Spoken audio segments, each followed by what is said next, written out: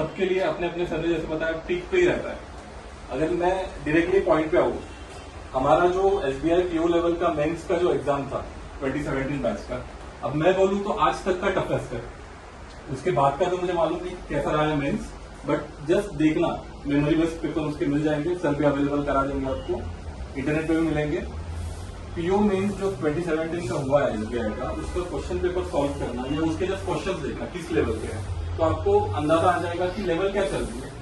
तो ये level vary होती रहती है हर साल एग्जाम्स की, and any exam, not only SBI, IBPS, SBI, RBI, SIDBI, SEBI, any exam, ये लेवल वैरी होती रहती है। अब मेरी जर्नी बताऊं आपको तो आई पास्ड आउट बीकॉम इन 2014, यही पे था एमएमसीसी में, और 2014 में मैंने चालू जब किया था मेरा preparation, it was not banking, it was UPSC. तो I was totally into civil services examination. मेरा लगभग 2 साल का रहा था प्रिपरेशन, नहीं हो पाया। तो some of the situations in family, in personal life के, कि कहीं तो मुझे एक डिसाइड स्टैंड लेना पड़ा कि अब मुझे थोड़ा अल्टर करना पड़ेगा अपना जो करियर पाथ है, क्योंकि ज्यादा टाइम नहीं दे सकता था, क्योंकि अनसर्टेनिटी बहुत बढ़ती जा रही थी एग्जाम्स की। तो कहीं तो मुझे ऐसा एक पाथ लेना था कि जिसमें सर्टेनिटी हो।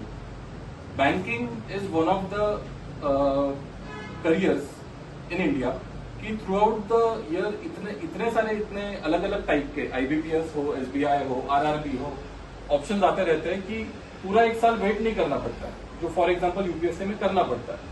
और करने के बाद भी एग्जाम तक आपका वो मोटिवेशन, आपका वो डेडिकेशन, आपका वो प्रिपरेशन सब कैरी होना चाहिए पूरा 1 साल।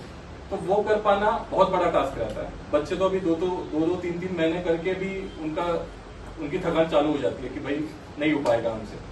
तो नहीं, डेडिकेशन चाहिए, कंसिस्टेंसी चाहिए, आपको एक क्लियर चाहिए आपके सामने कि आपको ये क्यों करना है, आपका ये reason, what is your why. ये वाई आपका जो है ये क्लियर चाहिए। वो वाई आपको कंसिस्टेंट रहने में मदद करेगा। आपको मोटिवेशन क्या देगा, तो आपका ये वाई, क्योंकि मुझे ये क्यों करना है, मेरे खुद के लिए करना है, फैमिली के लिए करना है, और XYZ आपके कुछ रीजन है उसके लिए करना है।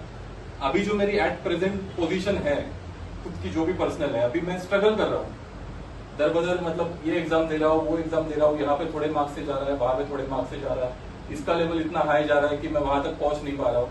तो ये सारी चीजों को एनालाइज करके आपको खुद को एक फोकस देना है और सर से कंटिन्यूअस गाइडेंस लेना है आपके स्ट्रेंथ्स और वीकनेस के बारे में। मेरी जर्नी जब चालू हुई थी, मेरा ये मैथ्स तो पहले से ऐसा एज सच कुछ फेवरेट टॉपिक नहीं है, डरता ही था, फोबिया था मुझे काइंड ऑफ नंबर्स से। तो मुझे ये इसके चलते भी मैंने पहले बैंकिंग को नजरअंदाज किया।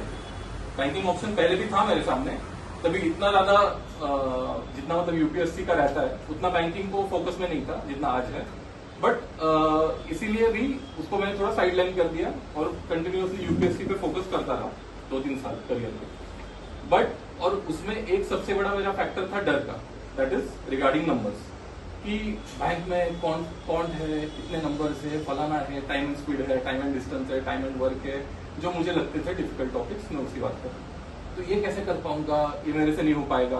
बट क्या हुआ कि जब मैंने प्रिपरेशन स्टार्ट किया तो भी मेरा वही माइंडसेट था। जब मैंने प्रिपरेशन